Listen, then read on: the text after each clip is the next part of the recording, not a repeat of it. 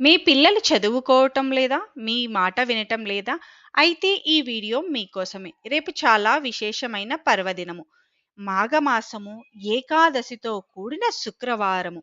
ఈ రోజున ఉదయం 10:25 సరస్వతీమాత ఎదుటన కొబ్బరి నూనెతో కానీ, నెయ్యితో కానీ, మీ అబ్బాయి పేరు కానీ, అమ్మాయి పేరు కానీ చెప్పి, ఆ అమ్మవారి ఎదుటన దీపాన్ని వెలిగించి, సరస్వతీమాత శ్లోకాలను కానీ, అష్టోత్తరాలు కానీ, అది కూడా రాని వాళ్ళు ఓం ఐం సరస్వత్యై నమః అన్న మంత్రాన్ని 108 సార్లు జపించి, అమ్మవారికి మీ విన్నపాన్ని విన్నవించుకోండి.